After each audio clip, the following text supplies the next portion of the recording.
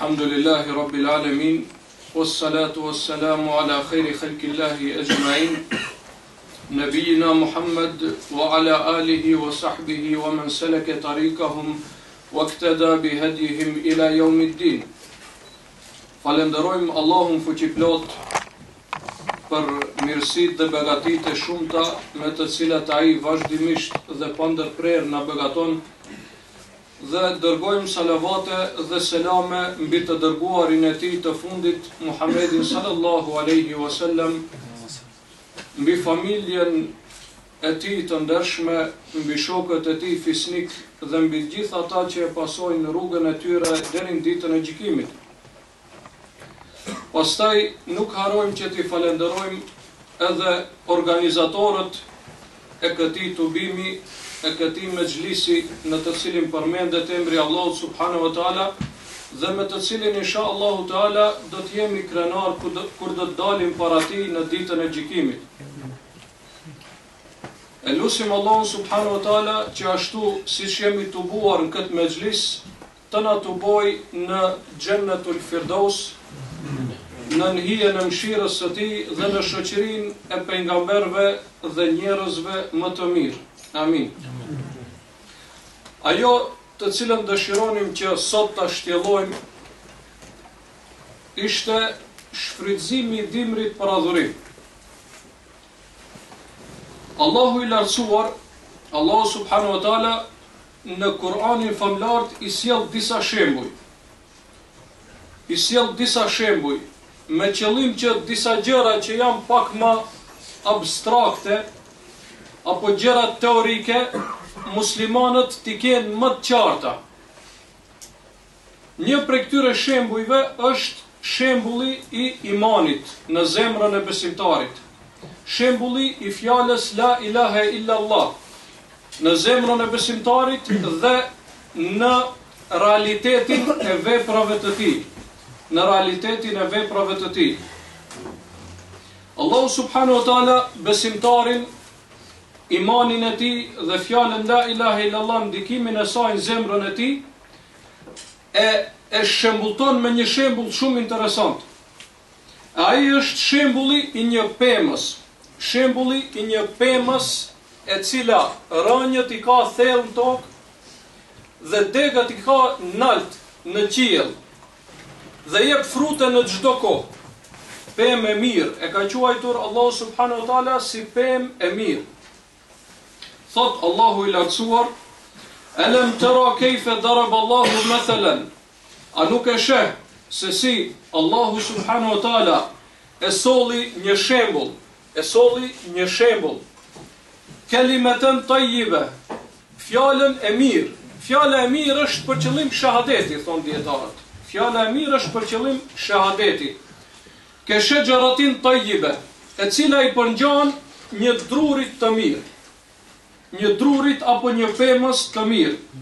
Asluha thabit, i cili rënjët i ka të fuqishme, bazamentin e ka stabil, rënjët i ka thellë në tokë. Wa far'uha fi s-sama, kurse degët i ka lart në qiell. Tu'ti ukulaha kulla hinin bi idhni rabbiha. Kjo pemë i jep frytet e veta, i jep të mirat e veta në çdo kohë me lejen e Allahut. Nuk është pemë sezonale, po është pemë gjatë tërë vitit. Është pemë e cila është e gjelbërt dhe jep frute gjatë tërë vitit. Wa yadribu Allahu al-amthala lin-nas la'allahum yatadhakkarun. Në këtë formë Allahu i sjell shembujt për njerëzit në mënyrë që ata të marrin mësim. I këtill është druri i besimit në zemrën e besimtarit. Rojt i ka thella, sepse i ka ujt me dituri, me veprat mira. Andaj rënjët i ka thella besimi, nuk e lëkun çdo herë që fryn majtas e djathtas. Besimtari i vërtet është stabil në qëndrimet e veta, në mendimet e veta, në veprat e veta. Nuk e lejon që secila fjalë, secila shpifje, secili akuzim, apo secila sprov me cilën goditet ai gjatë jetës vet, e që është normale që të sprovohet, sepse Allah thotë se do të na sprovojë me të mira, me të këqija, që ashtu e ka jeta, sprov. Mirë po, ajo që është më rëndësi të besimtari është se nuk e lëkund. Pse? Sepse rajt i ka thella. Imani i ti i ka rajt e thella. Ndërsa degët, e që është për qëllim veprat e mira, ajo çka buron nga imani i ti, i ka lartë në qiell. Veprat e mira i ka non-stop, do më thonë, në shërbim të tjerëve. Non-stop janë prezente veprat e mira të besimtarit. Dhe pos kësaj, ajo që është më rëndësi, tash si hyrje pra, para se të futemi në temën tonë, tuti ukuleha kullehin, i jep frytet e saja në çdo kohë. I jep frytet e saja në çdo kohë. Pra, këtë e kërkon Allahu subhanahu wa taala nga besimtari. E kërkon që të jetë non-stop vepër mirë, që të jetë në çdo kohë që bën vepra të mira. Dhe ne kur flasim për shfrytëzimin e disa sezonave, disa kohrave, qoftë tash, siç është për shembull sezona e dimrit, qoftë në kohën kur vijnë disa sezona që kanë vlerë, sepse si që ta potencojmë, dimri nuk shfrytëzohet pse është dimën ka një farë vlerë të veçantë, apo se është një stinë që Allahu e don më shumë se stinat tjera. Jo, po sepse ka hapësirë për besimtarin që ta shfrytëzojë dimrin. Për këtë shkak shfrytëzohet dimri, sepse ka hapësirë. E shikoni sa shumë jemi mbledhur tash, elhamdulillah, ndoshta sikur të ishte më vonë kjo në kohën e verës, kur njerëzit janë të angazhuar më shumë me punë, ndoshta nuk do të kishte kohë secili që të jetë prezent. Mirë po ndihmën është pak më lehtë që të ndajsh më shumë kohë, sepse nata është më e gjatë e kështu me radhë. Andaj është më rëndësi që të potencohet se kur ne folim për ta shfrytëzuar dimrin, nuk e kemi për qëllim që kur kalon kjo sezon të harrojmë pra. Sepse për fat keq në këtë kohë ka shumë prej muslimanëve që janë sezonal. Vjen Ramazani, elhamdulillah, agjeron, është besimtar i mirë, shkon xhami, fal taravijat e kështu me radhë. Mirë po si del Ramazani, si t'hin dita e dytë e Bajramit e haron të mos se çka ka qenë Ramazan. Namazin e lën, xhami ndoshta nuk shkon. Nëse shkon për xhumë ose nuk shkon hiç. Andaj nëse më herët për shembull ka pas emërtimet muslimanëve në bazë diturisë, në bazë veprave të mira, në bazë devotshmërisë së tyre, i kanë emërtuar disa, ky kanë thonë është luftar i madh. Është ditë se ky u veçu me luftë. Ka qenë për çat punë, ka qenë luftar, ka qenë i njohur për atë punë. Ai tjetri njihet se e din hadithin shumë mirë. Është njoftë e kanë quajtur muhaddith.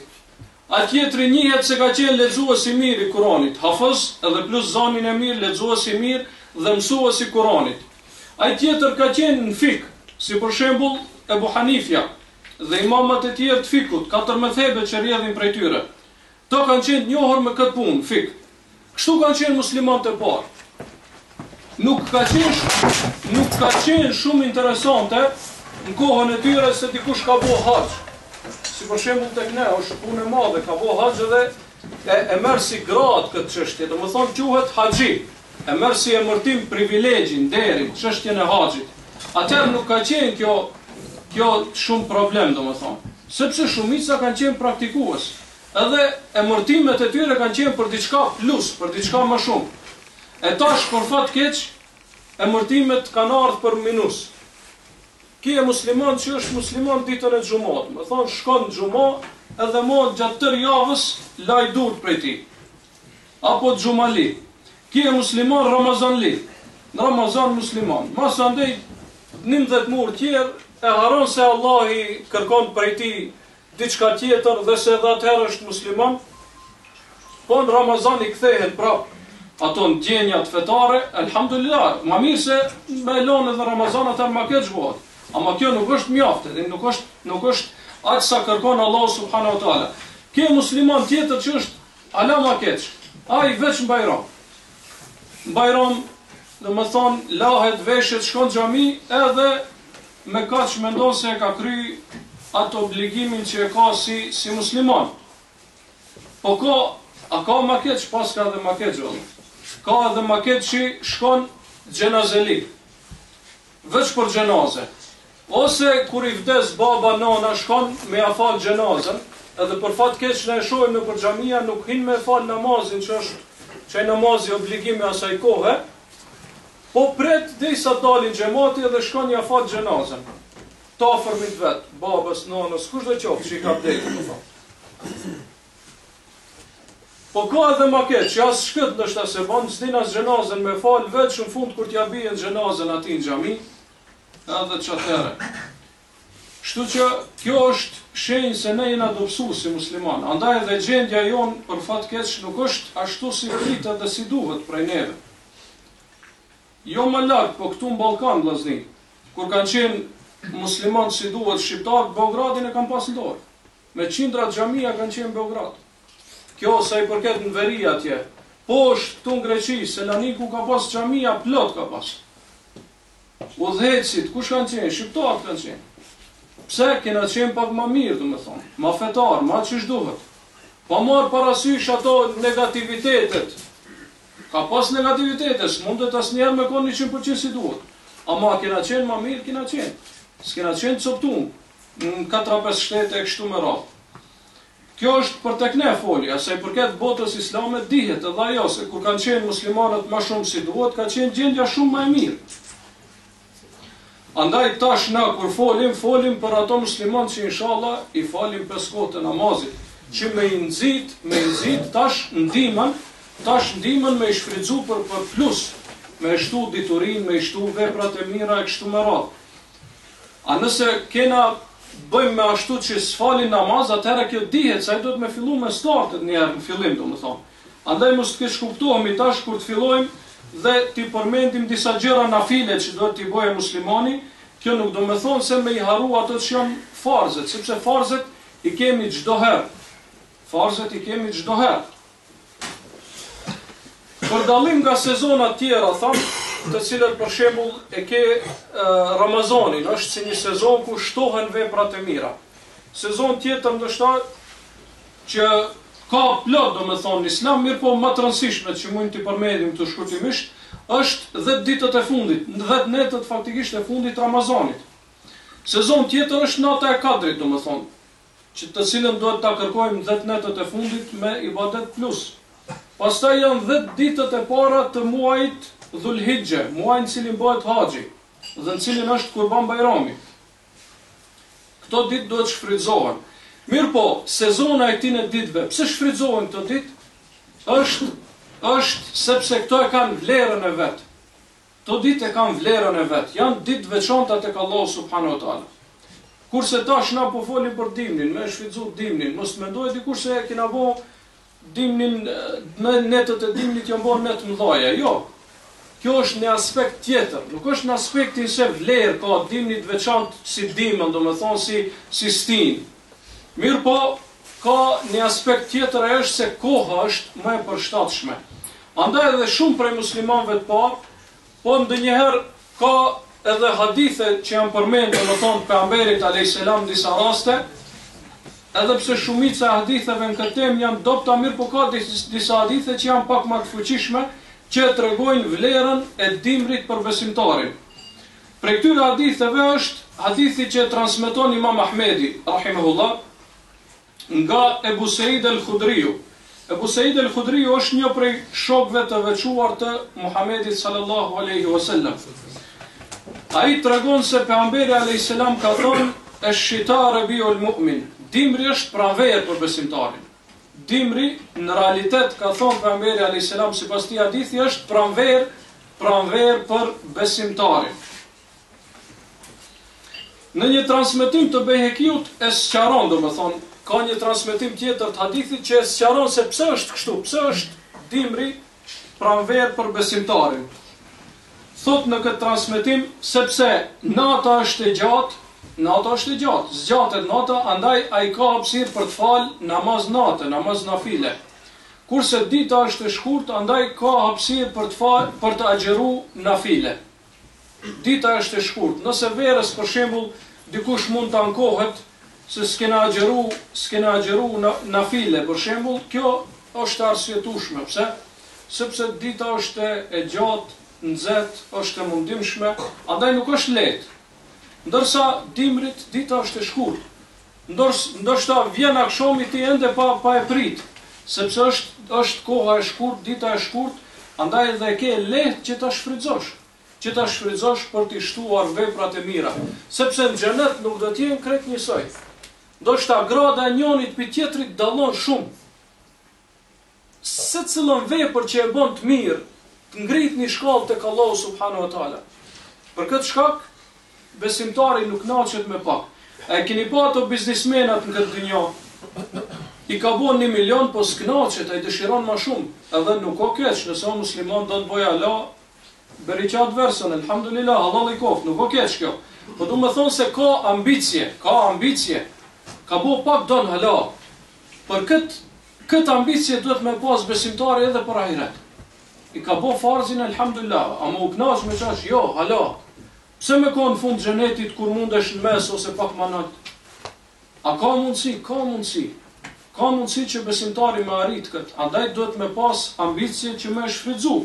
Për këtë shkak, shumë prej sahabëve të pejgamberit, shokëve të pejgamberit alayhis salam, shumë prej muslimanëve të parë kanë nxit, kur ka ardhur dimri kanë nxit.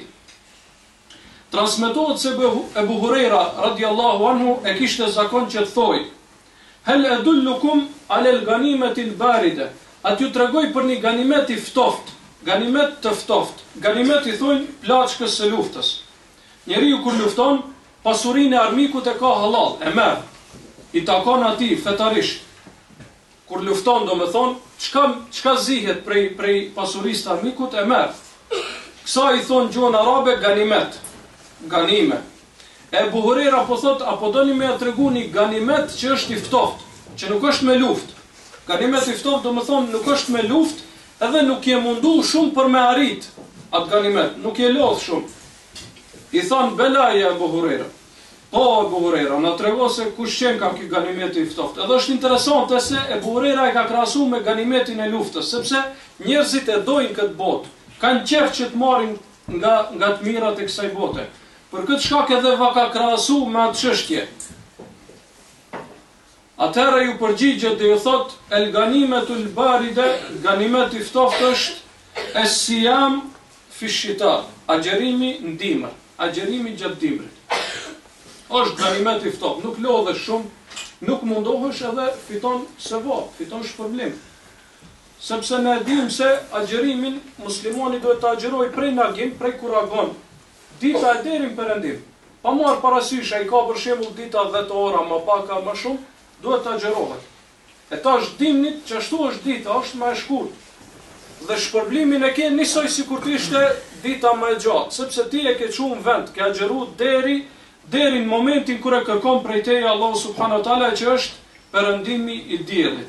Për këtë shkak duhet që të shfrytëzohet. Prej sahabëve tjerë që është transmetuar, do me thonë fjalë në lidhje me dimrin se si me shfrytëzohet, është edhe Abdullah ibn Mesudi, i cili thonte merhaban bishita. Kur vike dimri thëjke merhaba dimnit. Më thonë para shokëve të vetë, apo dimën thëjke merhaban bishita.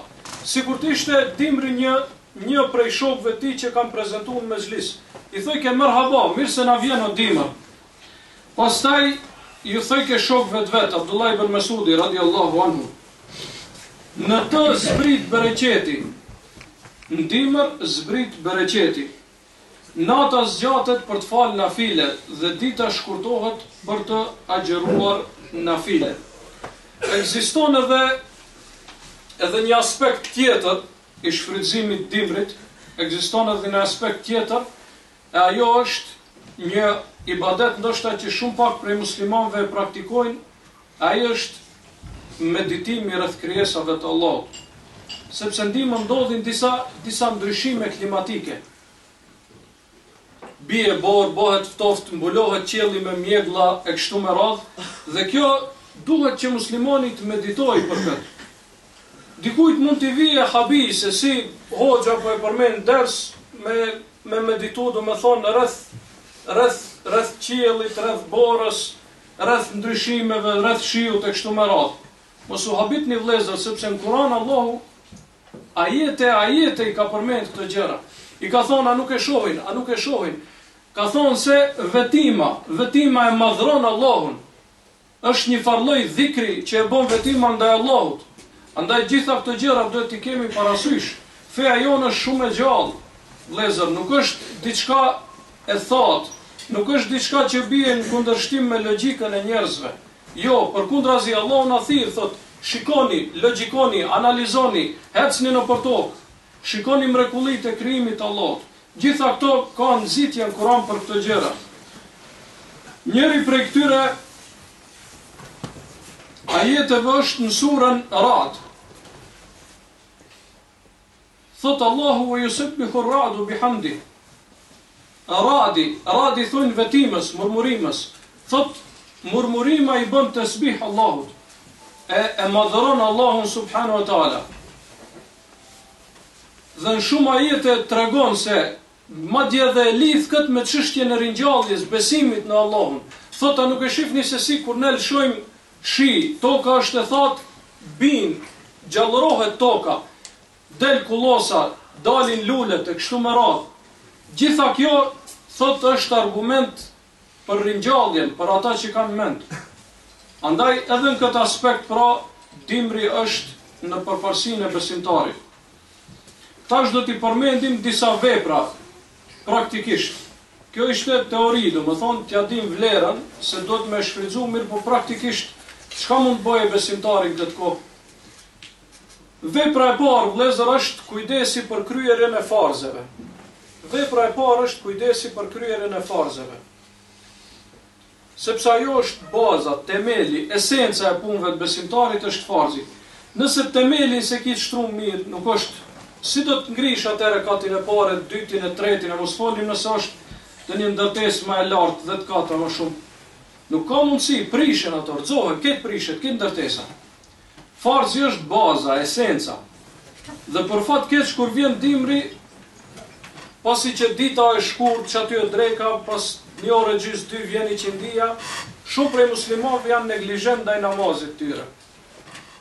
Ose ju ka prish abdesi, i vjen ftoft, është në dyqan aty, vjen ftoft me marr abdes në xhami, e kështu me radhë, edhe ose e len, ose ka që e lën, kur shkoj shpirt, thot masjaci e ketë toptani fali, rend 5 vaktet, edhe u kry puna. Ne i themi ati, pse sa në buk, në fund, pse hanë sa bëllëk njëherë, po mësej drejt, mësej dark, a buk në fund, ketë toptan, mledhi, ketë qëty sabaj, qëty drejka, qëty darka. Jo, bukën e dojna në rend, në kohë, po edhe namazi është buka e shpirtit, ushqimi i shpirtit. Edhe namazi nëse lihet pa arsye dhe i del koha, nuk e ka atë vlerën e vetë, mos themi si që kanë thënë shumë dietarë se nuk pranohet hiç. Nëse e lëm pa arsye.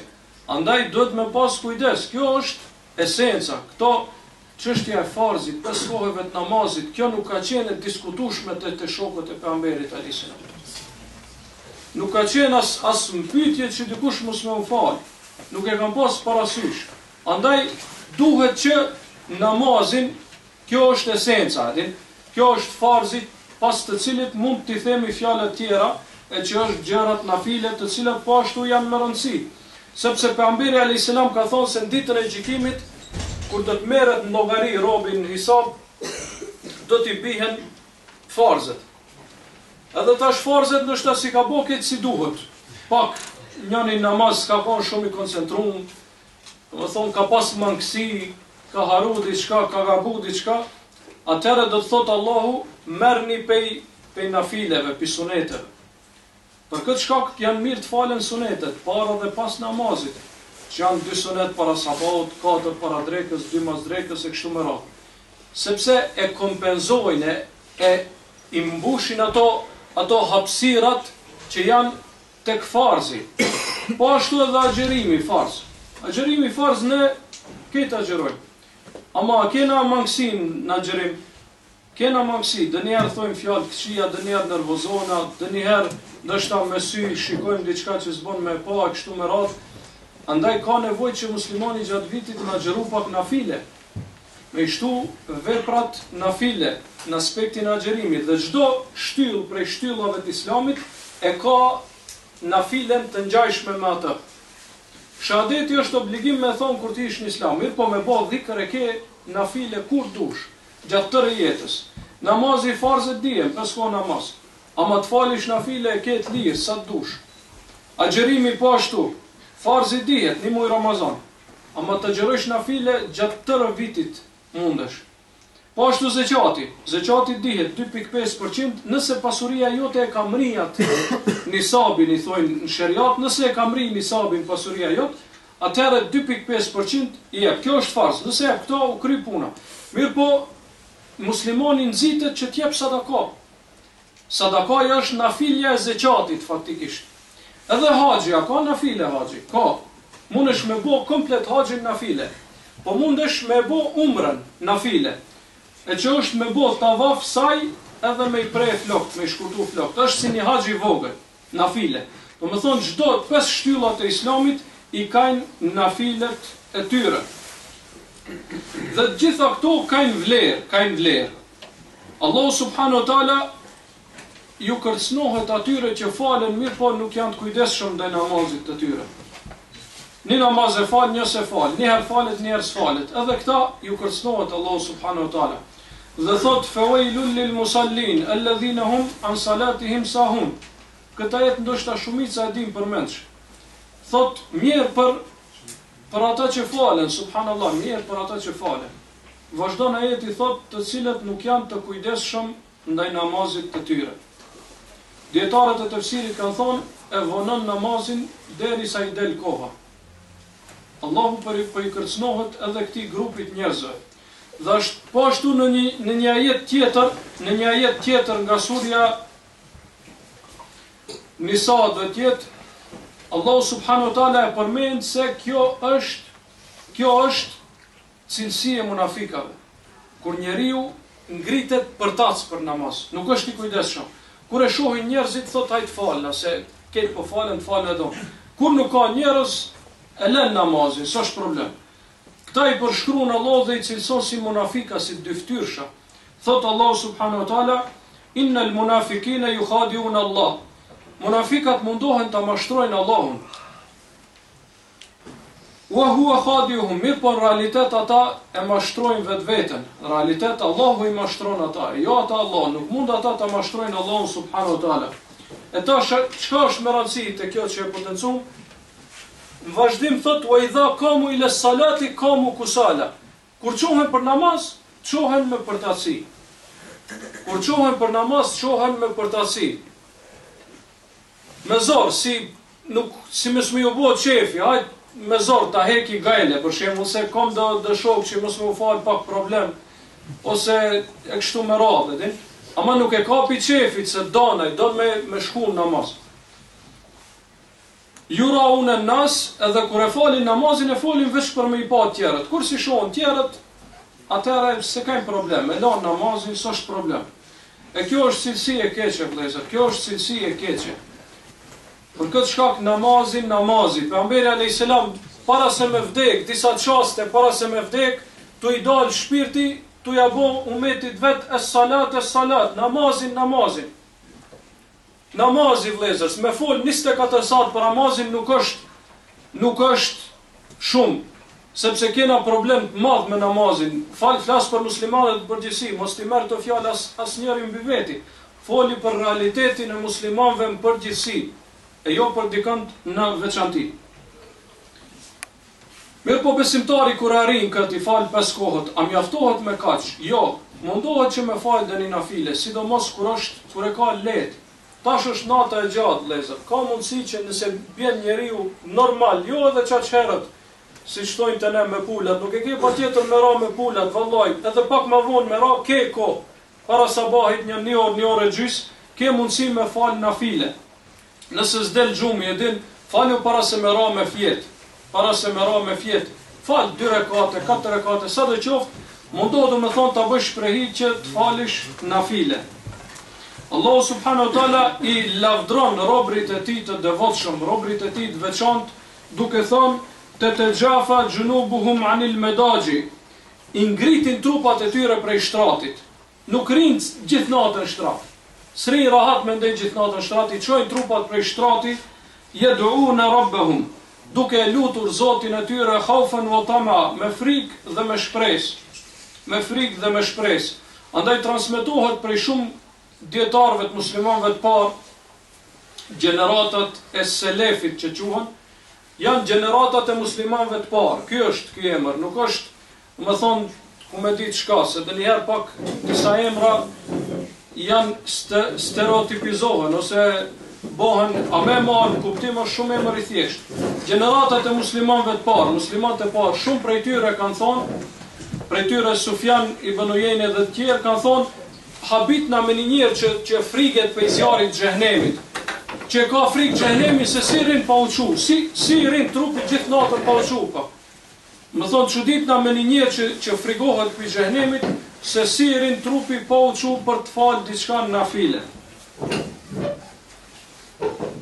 Pejgamberi a.s. në një hadith të tij e tregon vlerën që e ka agjerimi nafile. E ka këshillu njërin prej shokëve të tij duke i thënë: Aleikum bi qiyamil lejl.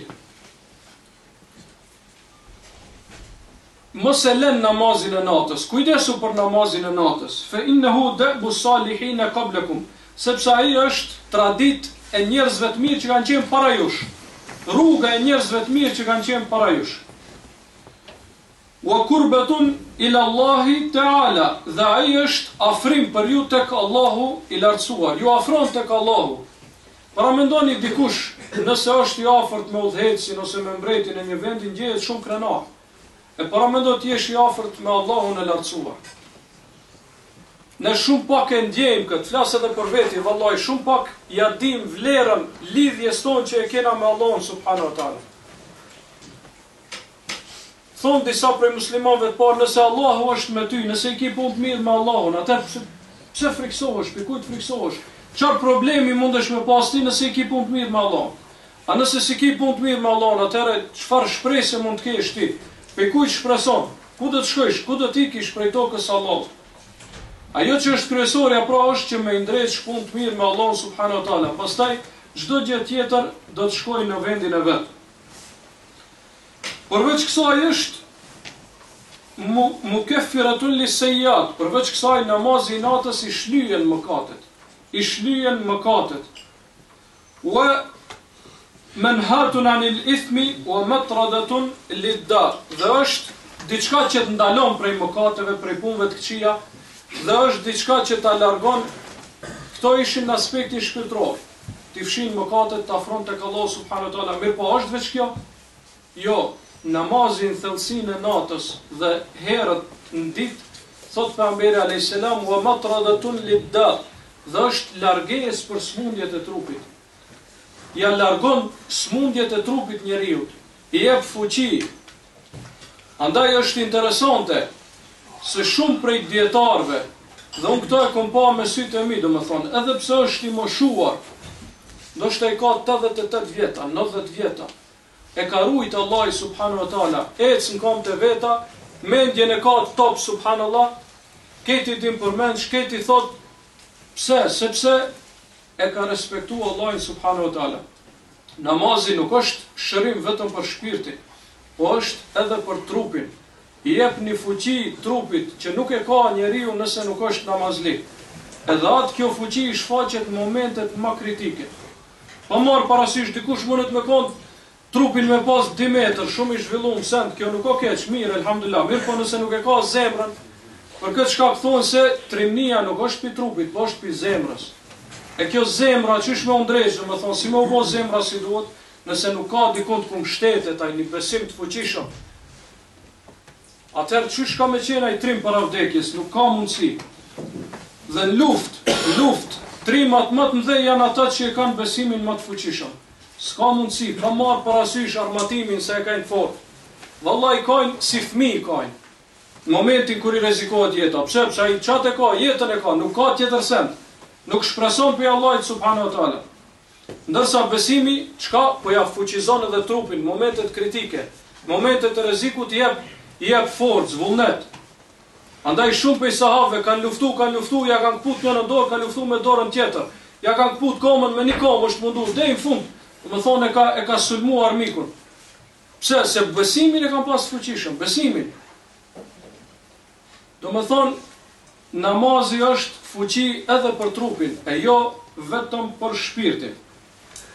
Pastaj vepër vullnetare tjetër është edhe agjerimi, që mund bëhet agjerimi nafile.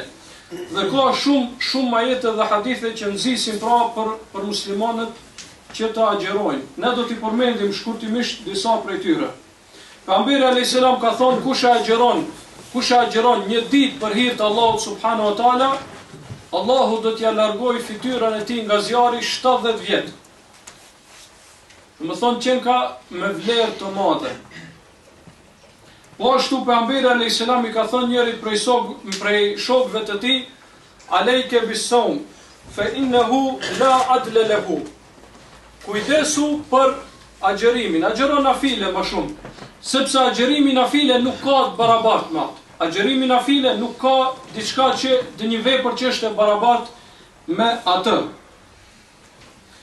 Po ashtu ka thënë në xhenet ka një derë që është special, një derë në të cilën do të hinë agjeruesit, ata që kanë pas zakon që të agjerojnë, pra nafile, përveç farzeve. Ajo derë quhet Rayyan dhe nuk futet në të askush përveç atij që ka agjeru. Kur të kryhet edhe agjeruesi i fundit, mshelet ajo derë. Dyert e xhenetit, muslimani mundet me hi nga disa prej tyre, nuk është patjetër prej nënës. Mirë, po nëse ti ke të hapur me të 7 dyert, ta kupton, atëherë e ke ma lehtë se tu ka qelë se cila derë. Njoni thot hajde piknej, njoni hajde piknej, andaj kur e ka thonë këtë pejgamberi alayhis salam, njoni prej sahabëve i ka thonë ja Rasulullah, ka mundësi që ai është Abu Bekri, domethënë. I ka thonë, a ka mundësi që dikush me hi ka 8 dyert? Ai s'mundet me hi se një njerë është. Mirë po me u thirr prej këtë dyrëve, domethënë. I ka thonë, ja Abu Bekr, shpresoj që ti je njëri prej tyre. Andaj besimtari duhet që t'ja qelë vetes sa më shumë dyrë. Duhet që sa më shumë derë që ka mundësi për me hinë xhenet me i pas në dispozicionin e tij. E jo me u bazu vetëm tek njëna me thonë, inshallah kjo, sepse njerëzit e mençur përgjithësi thonë kur ta vendosh një cak nalt vetes, edhe nëse nuk arrin atje, kemë ju afru. Ama nëse vënon cakun e ult, atëherë ndoshta shkon as aty, do të thonë ndoshta nuk e arrin as atë. Tash vëllezër është ftoft, do të thonë dimri është ftoft. Andaj prej veprave të mira që mund bëhen është sadakaja. Sadakaja çdo herë, do të thonë t'ja lehtësojsh një njeriu që është në gjendje të vështirë, çdo herë është e mirë. Ama paramendoni tash -20 për shembull, ai që nuk ka dru me unze, rryma është shtrejt. Paramendoni çfarë gjendje. Ndoshta mundet fëmijët e tij, familjen e tij, vetat me godit një smundje vdekje brurse vetëm se me ftoftit, se s'ka pas me çka me nxjerr, do të thonë familjen e tij. Andaj kjo është me rëndësi, sadakaja sidomos dimrit është me rëndësi, se dimrit ka harxhime më shumë, ka obligime më shumë. Përveç harxhimeve normale është edhe harxhimi apo obligimi i nxemjes. Andaj duhet që të mundohemi me u lehtësu atyre që kanë nevojë. Nuk është patjetër ti me shku komplet një familje me nxjerr prej krize, nëse s'ke mundësi. Ndonjëherë pak prej njonit është më e bereqetshme, më bereqetli se shumë për njonit dikujt tjetër. Pse niyetin e ka pas më të mirë, edhe plus në krahasim me pasurinë që e ka, se sadakaja shihet me përqindje, nuk shihet me numër. Dikush ka 100 euro, ama jep sadaka 50 euro. E ky ka dhënë gjysmën e pasurisë. Dikush jep 5.000 euro, ama i ka 5 milion. Kjo është ma me vlerë sa i që ka dhënë 5.000, mirë po i ka 5 milion. Se shihet, do më thonë, përqindja në krahasim me pasurinë sa e ki, sa ke dhënë. Andaj kur kanë ardhur te Abu Bekri duke u përgatitur për një luftë shokët e pejgamberit alayhis salam, kur kanë ardhur Abu Bekri me Omerin te Resulullah. I thonë, e pyet Resulullah Omerin radhiyallahu anhu, thot, sa ke dhënë ja Omer ti? Çka thot ai? Ai cek numrin? Jo, thot gjysmën e pasurisë. Do më thonë përqindjen e pasurisë, sa ke dajt i për asaj, sa përqind ke dhënë. E i thot Abu Bekri, sa ke dhënë ti? Ka thonë ketja Resulullah, ketë çka gjeta, çka po shpi, ketë i dhash. Thot Omeri radhiyallahu anhu, atëherë po është se unë s'm krahasona me Abu Bekrin. Ajo që dëshim me thonë është se në sadaka dikush i ka 20 denar xhep, i jep 10 denar. Vlerë e madhe kjo, edhe pse është pak, vlerë e madhe sepse ai ka dhënë gjysmën e asaj që e ka. gjysën asaj që e ka. Andaj, thot pejgamberi alayhis salam, ittaqun nar walau bi shakki tamra. Ruajuni prej zjarrit edhe nëse jepni sadaka një gjys hurme. Një hurme ke shtin gojë me hongër, tap njëri të kërkon çat gjysën me e dhon, domethënë ti je ruajtur prej zjarrit të xhehenemit.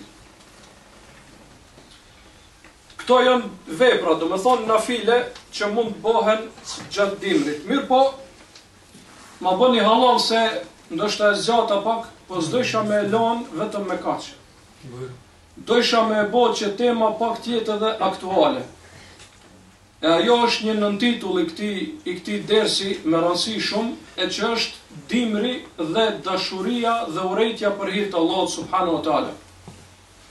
Dimri dhe ky kapitull i madh në akiden besim, e që është dashuria dhe urrejtja për hir të Allahut subhanahu wa taala. Besimtari asnjëherë nuk do të arrijë besimin e tij derisa ta dojë Allahun dhe pejgamberin e tij më shumë se çdo gjë. Dhe ti dojë veprat e mira më shumë se çdo gjë.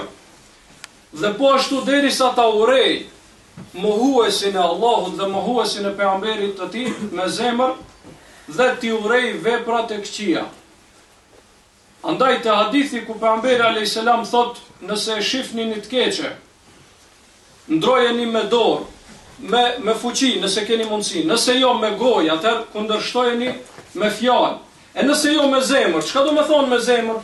Si ta ndrojsh ti të keqen me zemër? A mundesh me hjek me zemër? Jo. Mirë po me zemër e urren, nuk pajtohesh me të keqen. Thot pastaj pejgamberi alayhis salam fa innahu adaful iman. Që kjo, do me thonë, veç me urrejt me zemër të keqen është imani më i dobët.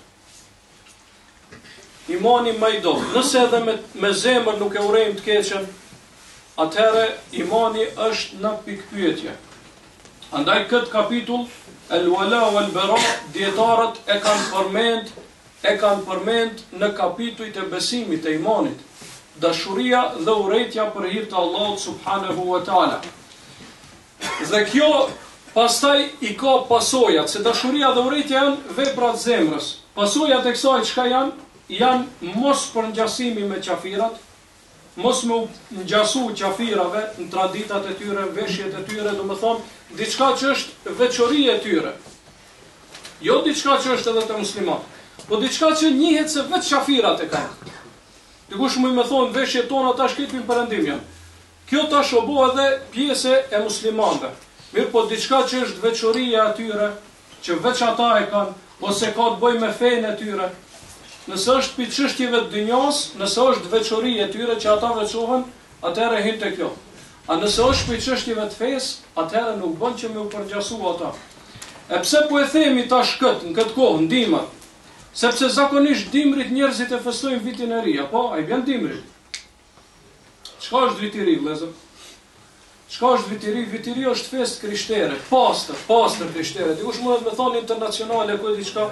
Nuk është internacionale, pa marrë parasysh se është transferuar edhe te tjerët. Viti i ri është pastër krishtere, thonë ka lind Krishti në atë datë. Madje është bashkimi i datave krishtere, sepse disa e kanë me 25 dhjetor, disa e kanë me 6 janar. Ortodoksët me krishterët dallojnë. Ama se një kanë bërë di kalendar kanë thonë me 1 janar, pse të bashkohemi? Ala ma keq. Se dikush mund me thonë, jo, ortodoksët e kanë me 6, këto e kanë me 25, ose e kundërta. S'ka lidhje, njëshi pse po bashkët, pse ka lind, andaj dhe i thojnë kalendari sipas lindjes së Isaut, pse bazohet në atë. E çka është problemi? Problemi është se ata e festojnë lindjen e djalit të Zotit. E festojnë lindjen e djalit të Zotit. Kjo është në çdo vit që ndodh. Kurse si vjet kemi edhe 2 probleme tjera. Problem më aktual është nata e turpit në Prishtinë që u bë dje. Edhe problem tjetër që ka marrë në të ardhmen është 21 dhjetori. Kanë dalë dhe qafira kanë thonë 21 dhjetori kamet ka më bë. Kjo të musliman duhet me konë punë e pastër, e qartë, me u ditë se 21 dhjetori nuk ka kiameti. Se askush nuk e dim përveç Allahut se kur ka me konë kiameti. Të janë ajetet shumëta, hadithet shumëta që potencojnë këtë punë. Mirë po për shkak se na ka humbë dashuria dhe urrejtja për hir të Allahut, dhe na ka humbë mos përngjasimi me qafirat, me jo besimtarët, ne jemi asimilu faktikisht në kulturën e tyre.